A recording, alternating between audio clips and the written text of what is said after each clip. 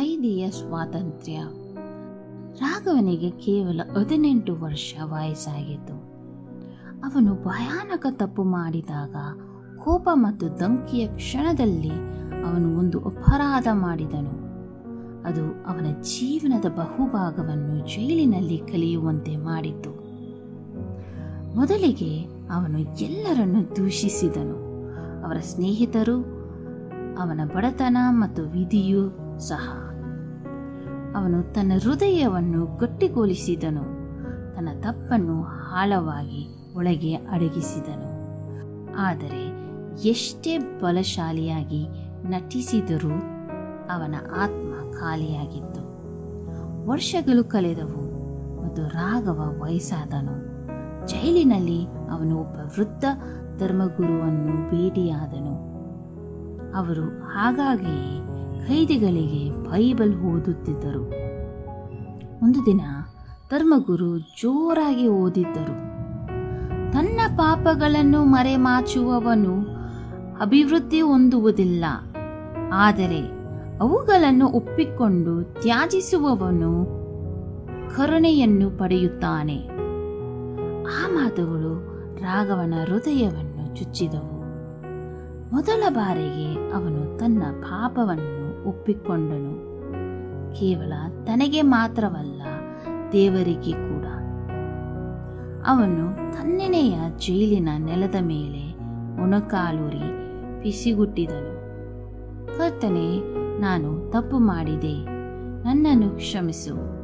ನಾನು ಇನ್ನೂ ಮರೆಮಾಚಲು ಬಯಸುವುದಿಲ್ಲ, ನಾನು ಬದಲಾಗಲು ಬಯಸುತ್ತೇನೆ. ಆ ದಿನದಿಂದ ಶಾಂತಿ ಅವನ ಹೃದಯವನ್ನು ಪ್ರವೇಶಿಸಿತು. ಇನ್ನೂ ಕಬ್ಬಿಣದ ಕಂಬಿಗಳ ಹಿಂದೆ ಇದ್ದರೂ ರಾಘವ ಇತರ ಖೈದಿಗಳಿಗೆ ಸಹಾಯ ಮಾಡಲು ಪ್ರಾರಂಭಿಸಿದನು. ಅವರಿಗೆ ಓದಲು ಕಲಿಸುವುದು, ಅವರ ಹೋರಾಟಗಳನ್ನು ಕೇಳುವುದು ಮತ್ತು ದೇವರ ಕರುಣೆಯ ಬಗ್ಗೆ ಹೇಳುವುದು.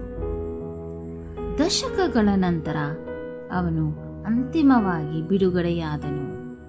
ಸಮಾಜ ಇನ್ನೂ ಅವನನ್ನು ಅಪರಾಧಿ ಎಂದು ನೋಡಿತ್ತು, ಆದರೆ ರಾಘವ ಇನ್ನೂ ಆ ಗುರುತನ್ನು ಒತ್ತಿರಲಿಲ್ಲ. ಅವನು ತನ್ನ ಉಳಿದ ವರ್ಷಗಳನ್ನು ಒಂದು ಸಣ್ಣ ಚರ್ಚ್ನಲ್ಲಿ ಸೇವೆ ಮಾಡುತ್ತಾ ತನ್ನ ತಪ್ಪುಗಳನ್ನು ತಪ್ಪಿಸಲು ತೊಂದರೆಗೀಡಾದ ಯುವಕರಿಗೆ ಸದ್ದಿಲ್ಲದೆ ಸಹಾಯ ಮಾಡಿದನು. ಒಮ್ಮೆ ಒಬ್ಬ ಯುವಕ ಅವನನ್ನು ಕೇಳಿದನು, ಚಿಕ್ಕಪ್ಪ, ಎಷ್ಟು ವರ್ಷಗಳನ್ನು ಕಳೆದುಕೊಂಡ ನಂತರ ನೀವು ಹೇಗೆ ಇಷ್ಟು ಶಾಂತವಾಗಿರಬಹುದು? ರಾಘವ ಮೃದುವಾಗಿ ನಗುತ್ತಾ ಹೇಳಿದನು, ನಾನು ಅನೇಕ ವರ್ಷಗಳನ್ನು ಕಳೆದುಕೊಂಡೆ, ಏಕೆಂದರೆ ನಾನು ನನ್ನ ಪಾಪವನ್ನು ಮರೆಮಾಚಲು ಪ್ರಯತ್ನಿಸಿದೆ. ಆದರೆ ನಾನು ಒಪ್ಪಿಕೊಂಡು ದೇವರ ಕಡೆಗೆ ತಿರುಗಿದ್ದಾಗ ಅವನು ನನಗೆ ಹೊಸ ಜೀವವನ್ನು ಕೊಟ್ಟನು. ಜೈಲಿನ ಗೋಡೆಗಳೊಳಗೆಯೂ ಸಹ. ನಿಜವಾದ ಸ್ವಾತಂತ್ರ್ಯ ಕಬ್ಬಿಣದ ಕಂಬಿಗಳ ಹೊರಗೆ ಇರುವುದರ ಬಗ್ಗೆ ಅಲ್ಲ, ಇದು ದೇವರ ಮುಂದೆ ಶುದ್ಧ ಹೃದಯದ ಬಗ್ಗೆ.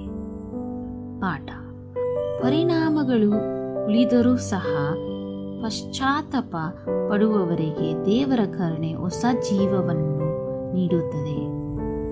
ಪಾಪವನ್ನು ಮರೆಮಾಚುವುದು ನಮ್ಮನ್ನು ಸರಪಳಿಗಳಲ್ಲಿ ಇಡುತ್ತದೆ, ಆದರೆ ಒಪ್ಪಿಕೊಂಡು ತಿರುಗಿಕೊಳ್ಳುವುದು ನಿಜವಾದ ಸ್ವಾತಂತ್ರ್ಯವನ್ನು ತರುತ್ತದೆ. ದೋಷಗಳನ್ನು ಮುಚ್ಚಿಕೊಳ್ಳುವವನಿಗೆ ಶುಭವಾಗದು, ಅವುಗಳನ್ನು ಒಪ್ಪಿಕೊಂಡು ಬಿಟ್ಟು ಬಿಡುವವನಿಗೆ ಕರುಣೆ ದೊರೆಯುವುದು. ಜ್ಞಾನೋಕ್ತಿಗಳು 28:13.